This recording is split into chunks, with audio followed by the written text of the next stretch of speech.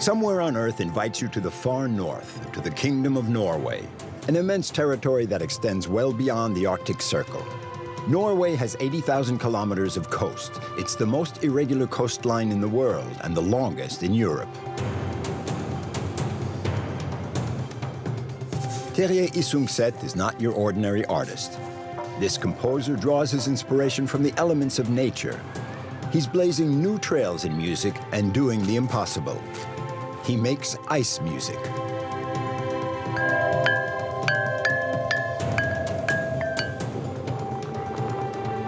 Alexander Lingberg is an extreme adventurer, and Lapland is an ideal terrain for him to live out his passions. He makes his living from the sea, and the wind carries his dreams. Now he's getting ready to tackle the world's toughest snow kite competition. Heidi Sevestre is a glaciologist. This young French woman lives year-round in the Svalbard Islands, just a few hundred kilometers from the North Pole. Here in these northern lands, she has found an untamed expanse that can satisfy her thirst for freedom. As soon as you set foot here, you feel right at home. And it's really a little bubble of peace and quiet. The longer you stay here in Svalbard, the harder it is to leave.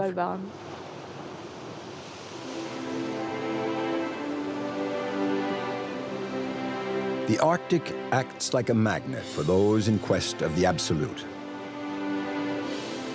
The Dutch explorer Willem Barents discovered Spitsbergen in 1596 while leading an expedition to find a northwest passage to Asia.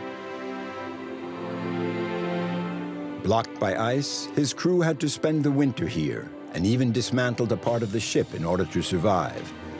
Barents himself did not survive. This sea north of Norway now bears his name.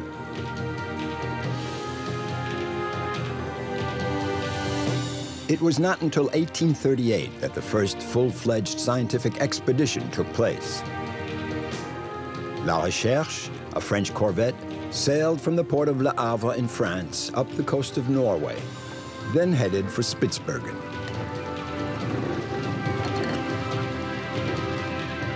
The expedition would last for 2 years, during which 80 crew members and 17 scientists, eager for new discoveries, bravely explored these northern regions. Up until then, the rare visitors to Spitsbergen were mainly whalers and trappers. Those days are long gone, but this is still a land of adventure.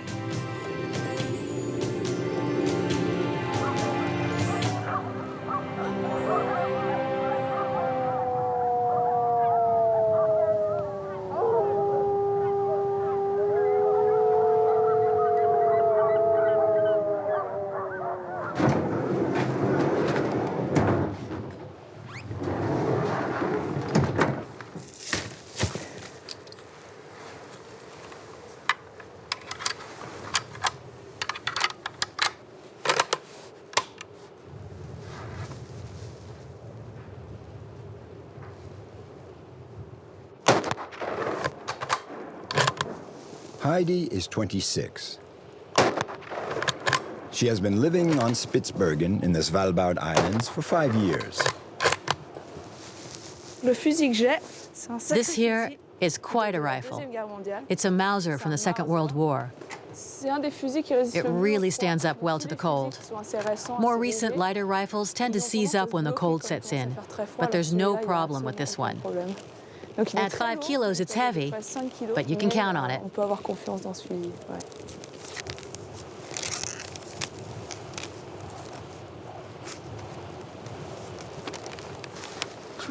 I have to do target practice because there's a danger of polar bears.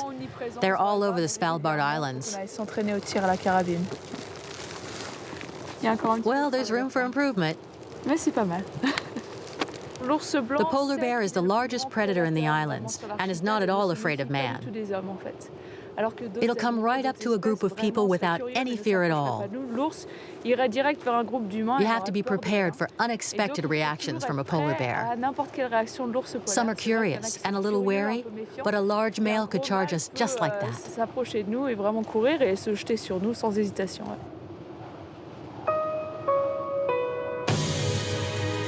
The Svalbard Islands are situated 840 kilometers north of Norway and 1,300 kilometers from the North Pole. In these inhospitable lands, where the polar night lasts 6 months and temperatures can drop to -50, scientists from all over the world have found a winter wonderland for their research.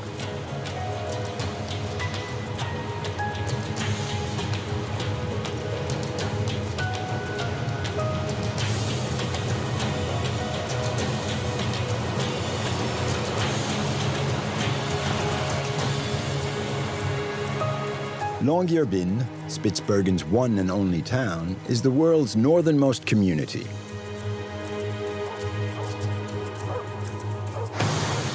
It was founded by the early coal miners who braved the Arctic in hope of a better life.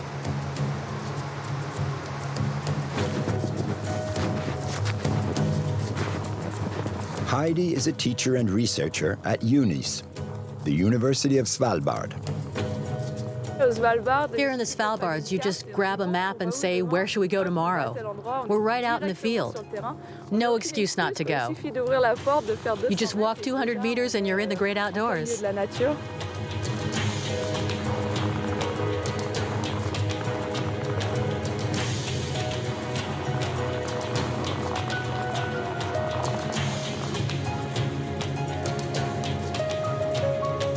In her field of research, glaciology, Heidi needs to master the dangers of ice and crevices. She and her students regularly practice the gestures that would save a life if one of them were to fall while out doing field work.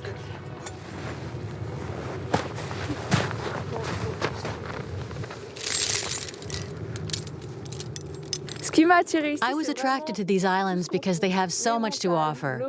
The mountains, the cold, nature right in your face. It makes you feel small compared to nature. I grew up in the French Alps, so I spent my childhood in the mountains, hopping from one peak to another. It's the same here. But here, nature rules your everyday life.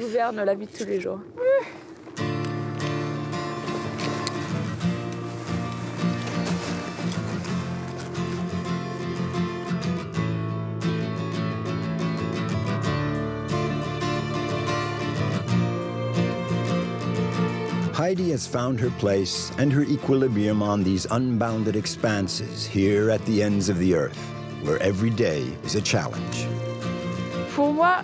There's no distinction between my work and my passion. My work is my passion. It's my life. When I realized that I could make glaciology my profession, I went for it.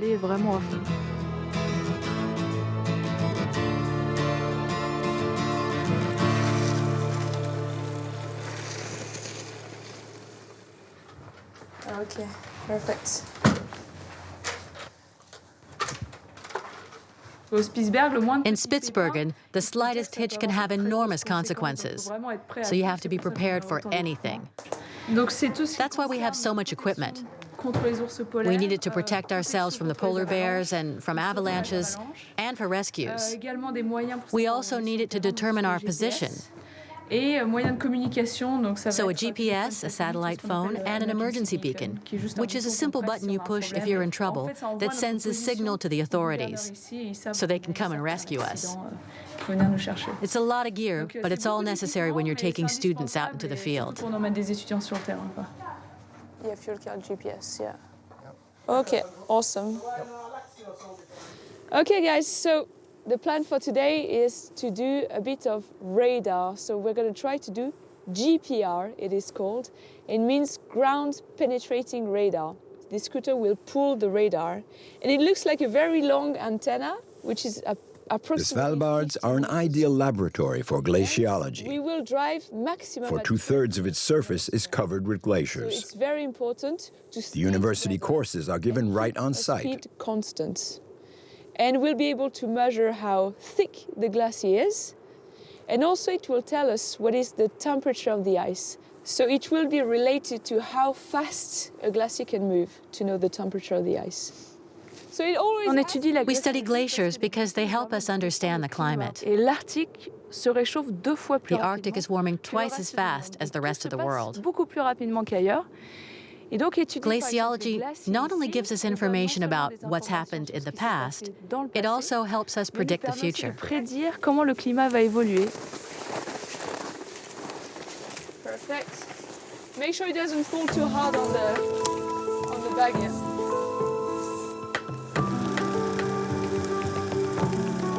Analyzing the glacier's movements is a way to forecast a much more widespread phenomenon, the rising level of the seas on a global scale.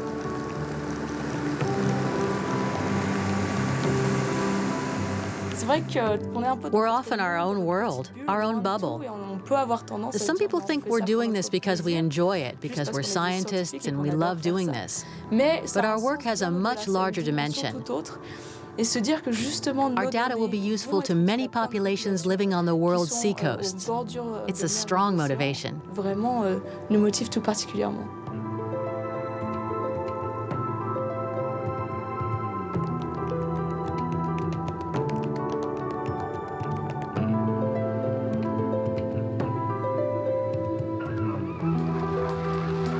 Hey Alex. Oh, c'est l'amour, hein? Elle est blonde. Blondie. Hey, hey, hey.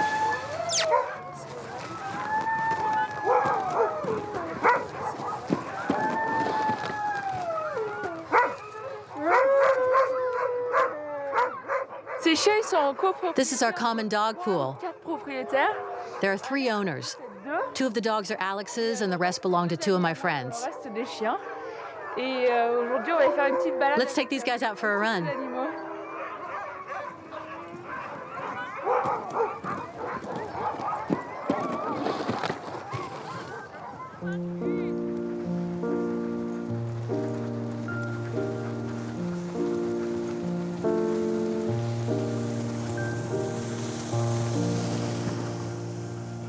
Awakening among evolution, bring the light to pure and prime presence.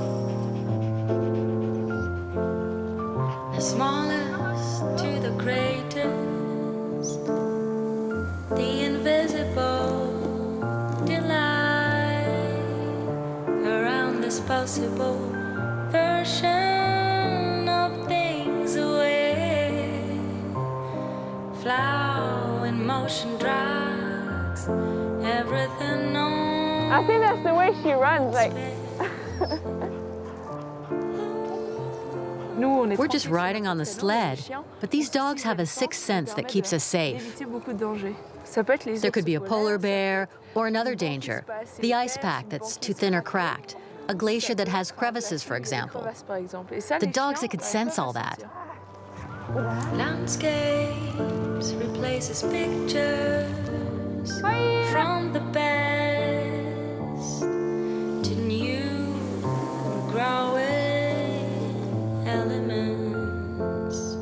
The oldest from the youngest, the replacement. Be proud about this magical union.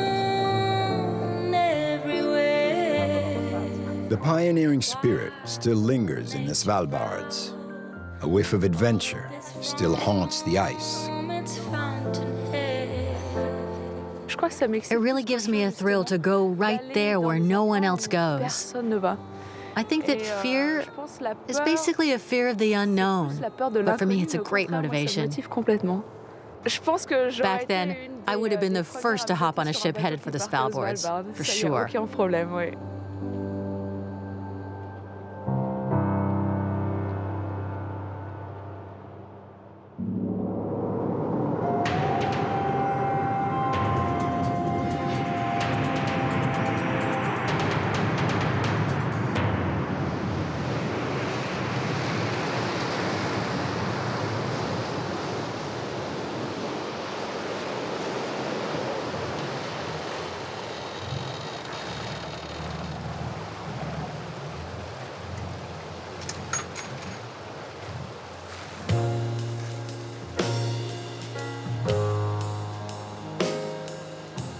The warm Gulf Stream keeps the entire Norwegian coastline free of ice. The fishermen can take to sea all year round, even during the Arctic winter.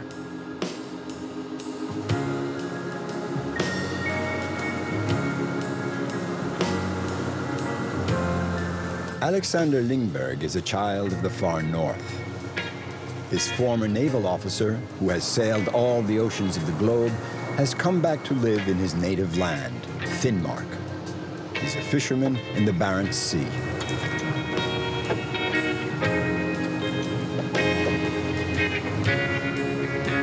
He's specialized in giant red king crabs.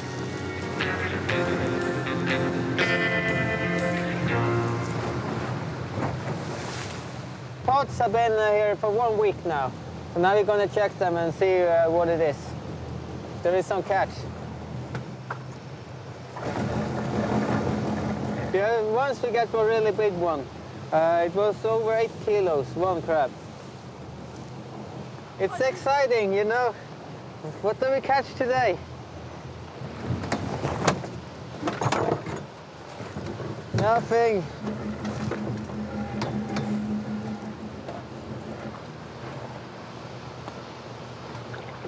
There's not so much food in them, but we'll check out the next one and see if there is some catch.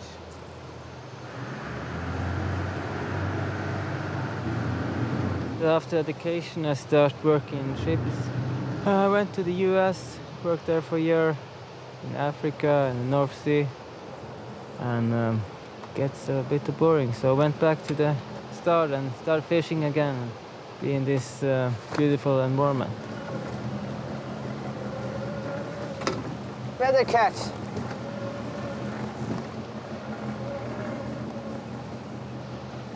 It came originally from Alaska, and in the 60s the Russian put this out here for food for the soldiers. So it have been coming to Norway, and it's going further west every year. It's a nice one. This is about 3 kilos, and it can get about up to 10. When they lose one leg, they will grow up a new one. So it's a weird animal. The Russians tried several times to introduce crabs to the Arctic Ocean. They failed each time. So they created a new breed, a cross between two very resistant species. Now, the giant red king crab is the largest in the world. It can live 30 years and measure up to 1.50 meters tip to tip.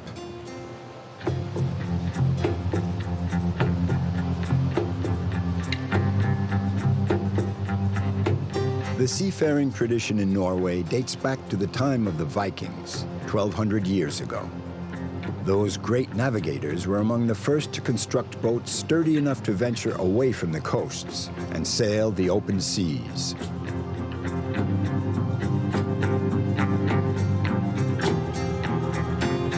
In the extreme north of Europe, beyond the Arctic Circle, lies a vast territory, Lapland. It spreads across parts of Norway, Sweden, Finland, and Russia. This is the land of the Sami, nomadic herders. They were the first to set foot on these endless expanses. That was 10,000 years ago.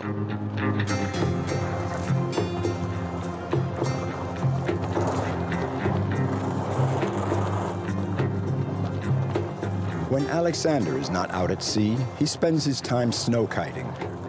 More than a sport, it's an ideal way to cross Lapland's vast frozen stretches.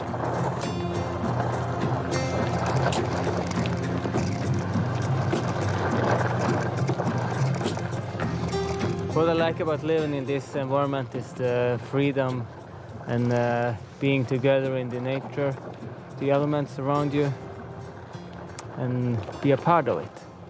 Yeah, that's what I'm living for. I'm living of the nature. I'm fishing for living and kiting for fun.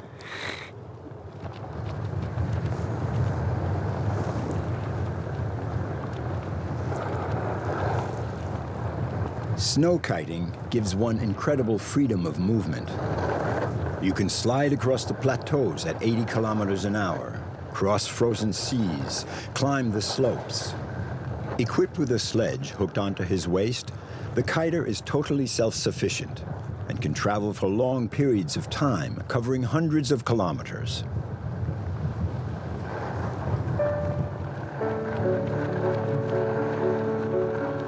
Skiing has existed for more than 4,000 years in the north of Europe. It mainly allowed the Arctic populations to break out of their isolation, to hunt, to tend their herds, and even to go to war. Later, skiing was a key factor in the conquest of the poles.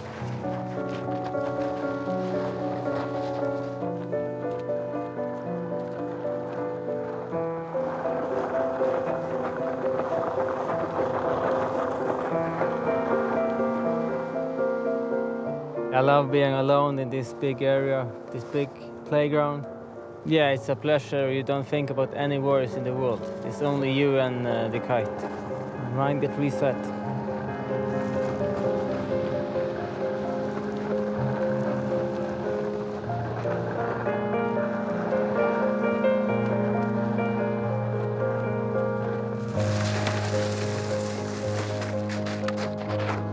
This is the best place on earth for those who like to be outside in the wilderness.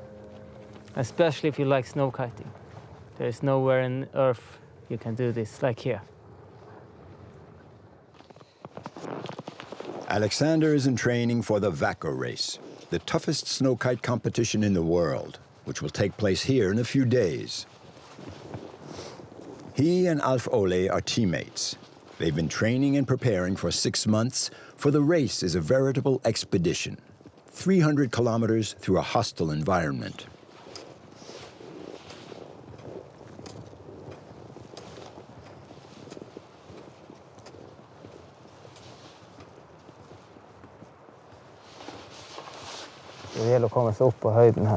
We have to get to the high plateau and travel along up there until we get to this valley. The highest point of the valley is right here, and the checkpoint's here. At Vadsø. That's the finish line. Yeah. You might get lost if the GPS is not working. Well, you got the wind direction. It's always a good thing. You know the direction. You know then where to go. When you are from this area, you're used to it, and you don't see the same way as other people.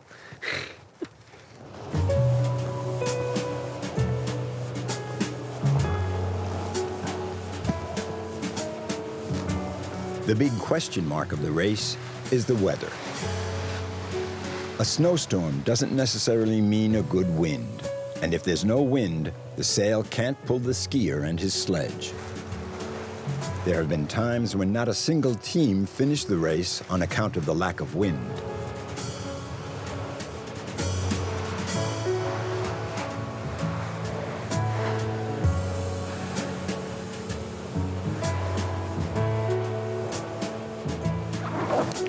So they have to be prepared to continue on foot as far as possible.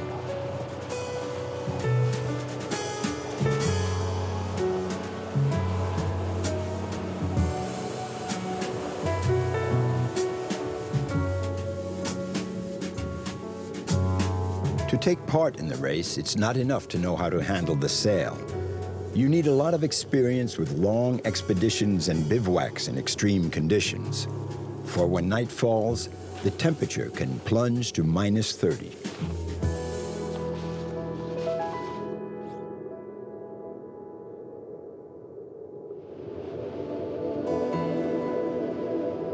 During the long Arctic night, the sky offers a dazzling show.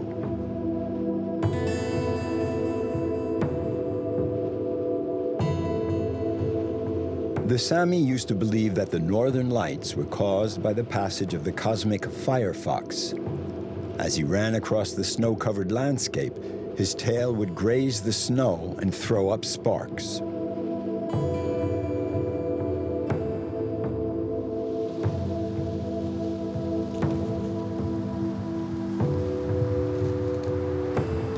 The Sami beliefs have gradually disappeared, but certain traditions remain. There are an estimated 70,000 Sami living in Lapland.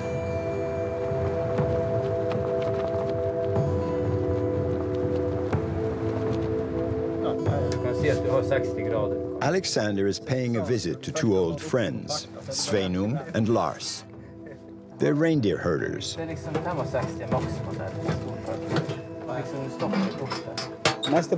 Usually, I don't see anyone out here. But once in a while, some people do pass by.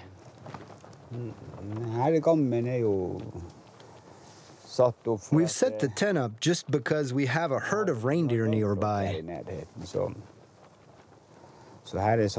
This is our base camp.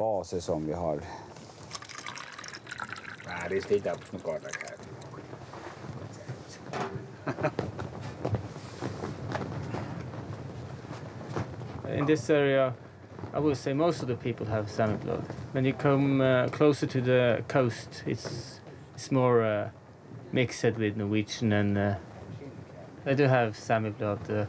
But we come from a more traditional fishing. The most traditional thing is to do reindeer, but there are some who come more from the coast who are into fishing. So that's where I come from. But in old times it was a bit tricky. For a long time, the Sami were victims of discrimination. They weren't allowed to speak their own language or practice their rituals. They weren't allowed to sing the yoik, which was the main means of transmitting their knowledge and lore. Lars is a guardian of the traditions. He knows the secrets of the yoik. I'm going to do a yoik about a wolf. The wolf wanders all over the tundra.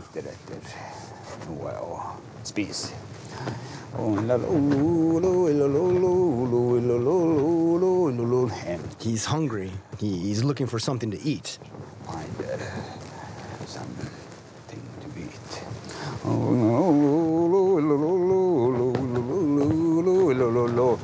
All of a sudden, he hears a reindeer.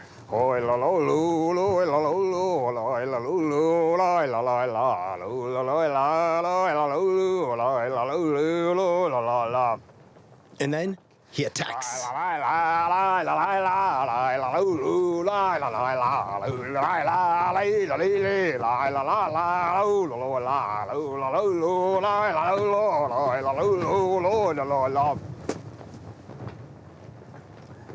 That's the end of the story. He catches the reindeer, and that's the end of the yoik.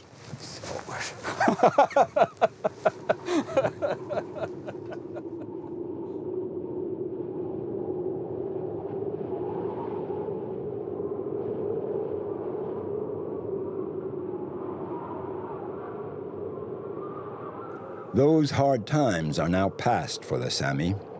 Lapland is now officially recognized by the 4 countries it spans. This territory corresponds, in fact, to the range of the reindeer's migrations.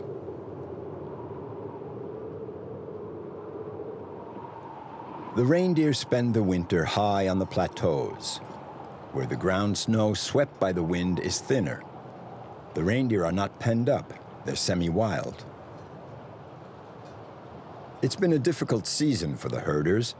Alexander has come to lend a hand.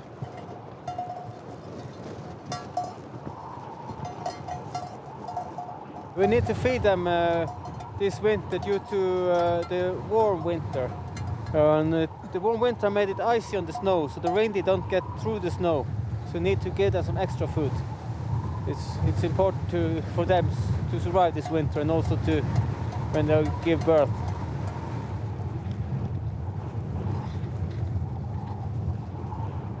The successive periods of mild weather followed by cold snaps cause layers of thick ice to build up on the ground. The reindeer can't break through to reach the lichen they usually feed on.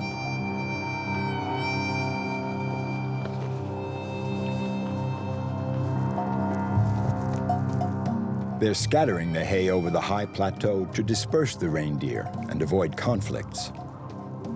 There are a few hundred reindeer in this herd. As soon as the spring comes, Lars and Sveinung will take down their yurt and follow the reindeer to the rich green pastures on the coastlands, 80 kilometers away.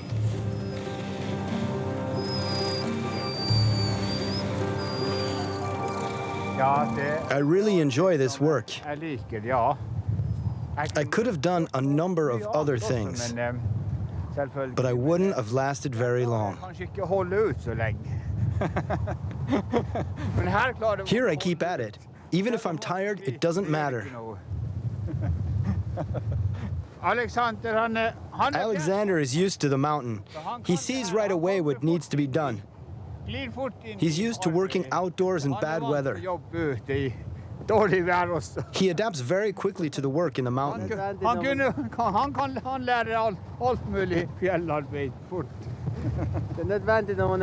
Well, the conditions are just about the same as at the sea, you know. It's even worse at sea, because out at sea you can't make the slightest error. No, you can't. Alexander is doing the final preparations for the race.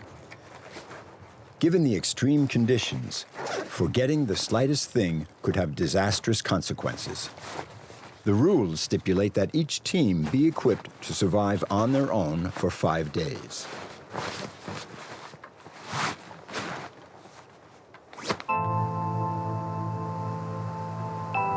On the Varinger Peninsula in the northernmost part of the country, the plateau rises abruptly to 600 meters above sea level. The tundra remains blanketed in snow until the month of May. The world's top kiters are gathering in this protected zone. The selection procedure for the race is very tough. This is the first time that Alexander and Alf Ole have qualified.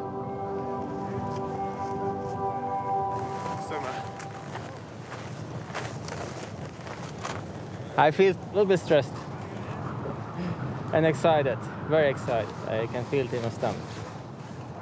A lot of good kiters around here, so we want to try to get a good start here. I'm nervous. It's going to be tough, I think. A lot of kites in the air and a lot of lines. 80 kites with 25-meter lines, that's a lot of lines around.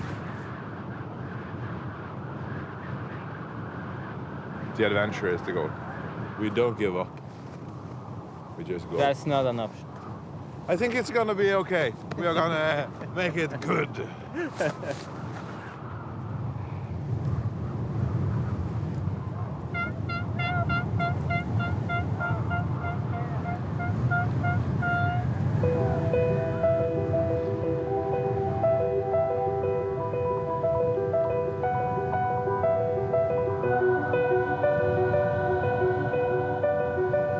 40 teams, off and running into the unknown, swept along by the wind of adventure and the desire to break free.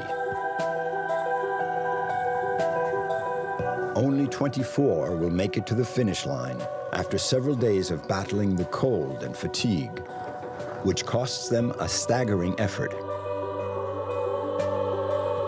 Alexander may feel perfectly at home on this vast territory and know it like the back of his hand. He doesn't manage to make it to the finish line. He does, however, achieve his goal, which was to surpass himself, confront the elements, and become one with nature.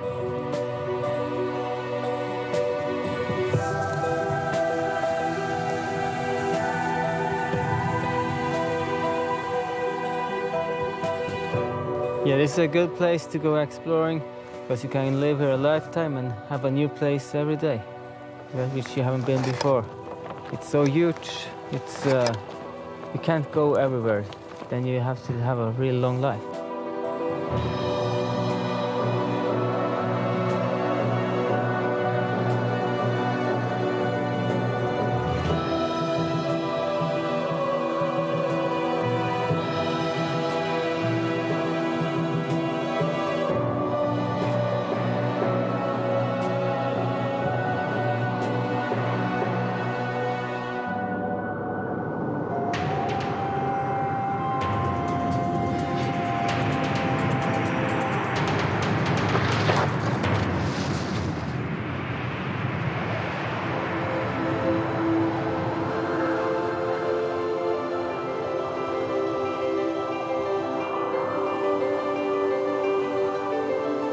Norway means the way to the north.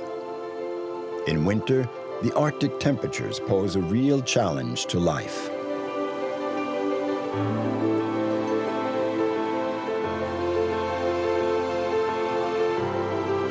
The cold is so extreme, it obliterates the horizon.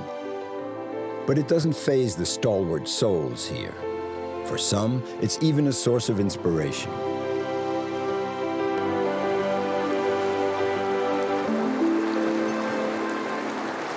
Terje Isungset is one of those for whom nature is both muse and work of poetry. Musically, I find nature very, very inspiring. Like when we came to this place, the first thing I hear is the beautiful sound of this river. The mixture of half-frozen river, you know, of ice and not ice. The sound is amazing.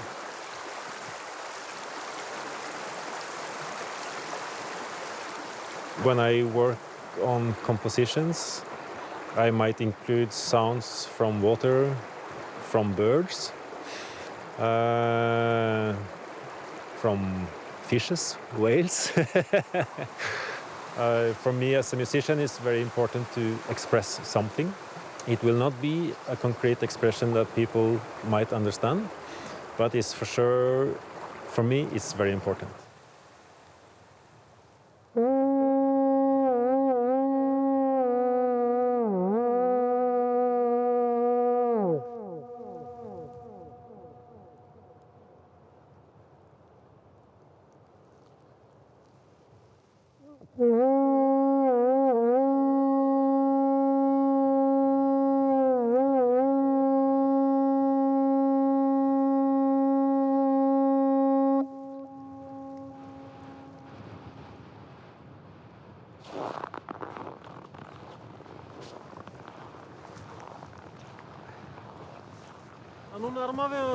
We're almost there, guys.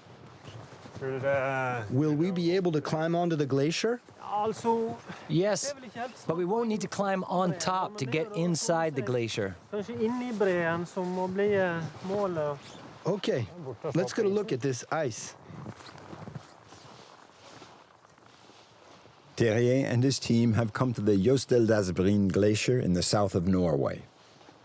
Here, on one of the 50 arms of Europe's largest glacier, he's planning to carry out an imaginative new project, creating and recording his music right inside a glacier. This is a dream. Can you take a chunk? Do you have room in your backpack?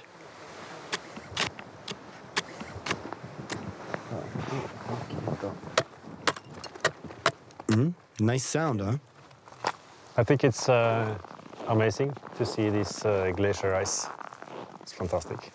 The color is beautiful.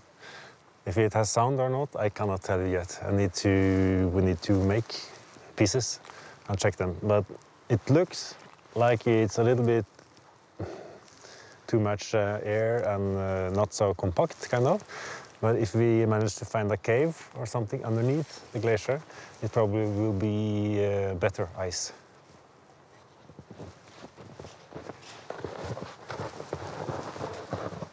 Oh.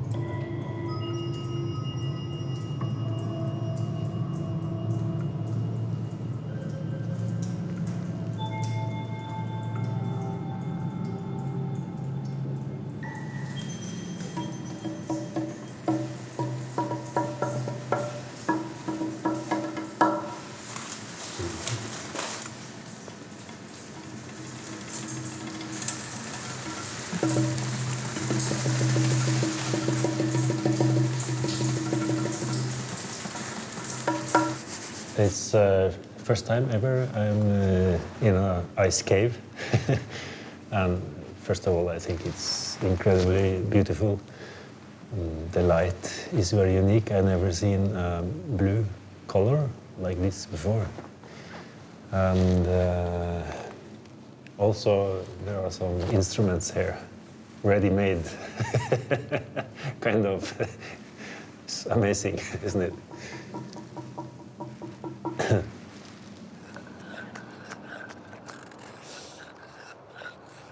Terrier came up with the idea of using ice in his musical creations in 1999, when he was composing for a concert at the foot of a frozen waterfall. Ever since, he's been working tirelessly to perfect his art. His instruments, all made of ice, are inventions that spring straight from his imagination, like the isophone.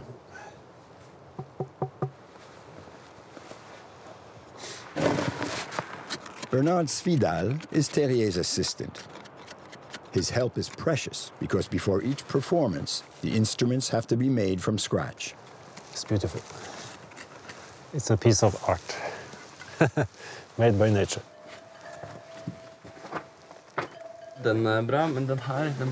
That's good. But this one should be a little higher.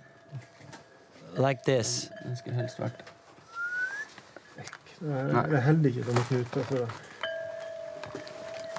Each setup for a concert or a recording session is a long, delicate process. I want to tune it. And then I take off.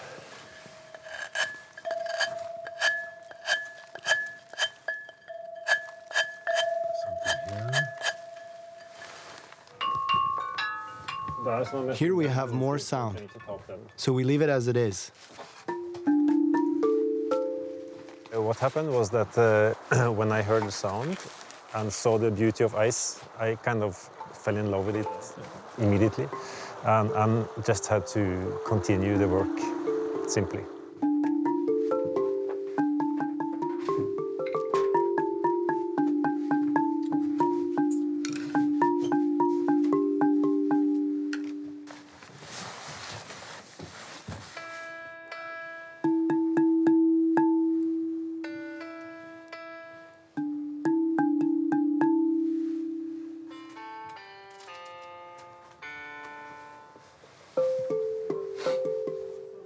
It's not like if you have a Stradivarius violin, you know exactly how it sounds. With the ice, when I make a new instrument, I don't even know what sound it is.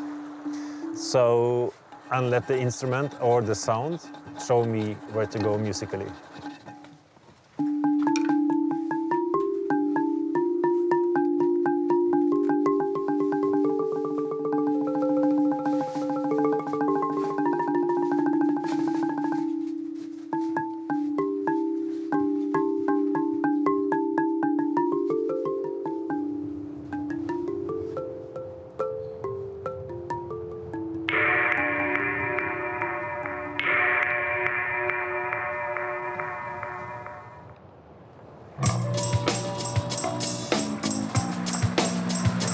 Terrier is from Yelo, a village in the center of Norway.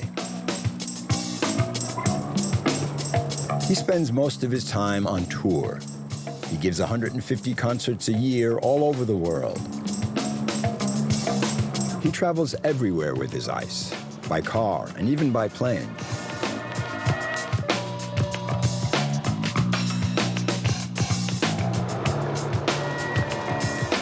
For me, life has been simple in the way that I think I always knew I would deal with music.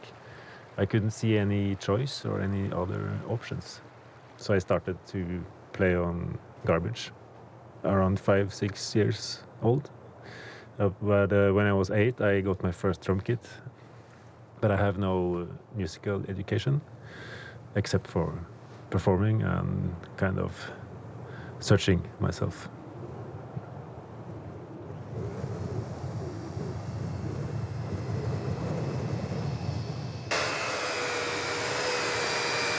During the winter, Bernard has the job of harvesting enough ice for a year's worth of performances.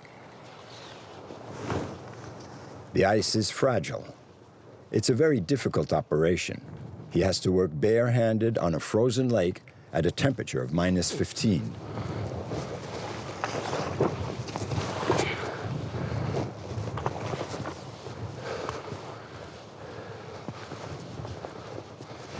The quality of the ice will make a good quality ice music instrument. You can use artificial ice for sculptures and structures, but you cannot make the artificial ice and make instruments out of it. No tunes will come out of it.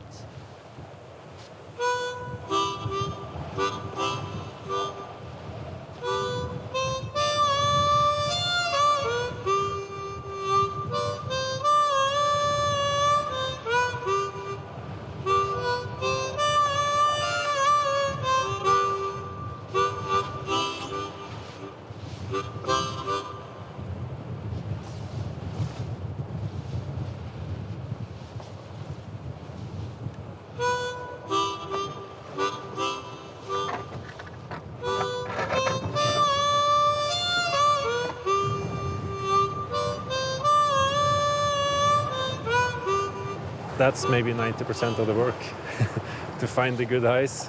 I was in Russia. We had 100 pieces of ice from the same lake, and only 7 of them had sound.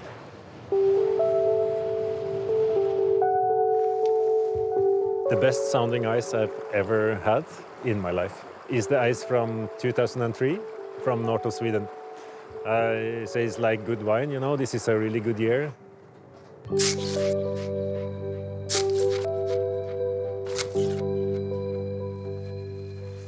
You can go to the same lake that had the best ice in 2003, and this year maybe no sound.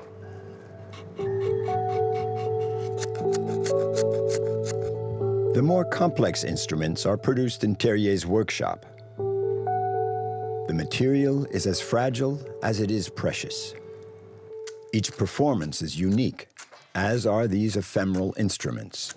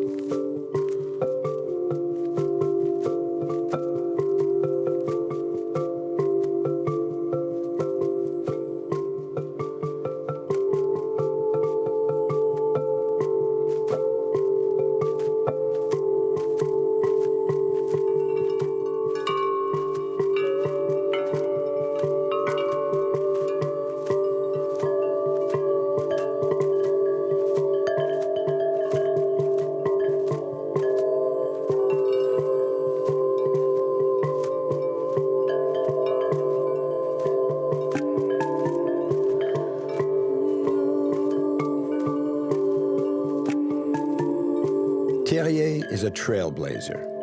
With the heart of the glaciers, he composes a new horizon.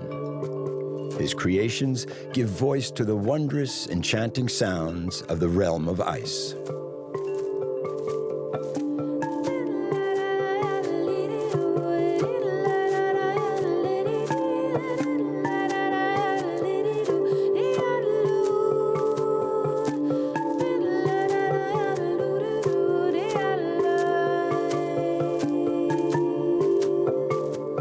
So it's been really hard work, I must say, but I think it's worth every second of it. I think most of the music kind of have showed up. It's not music that I have heard, that I tried to copy. or things like this. So it feels more like a part of me, or I am a part of the music.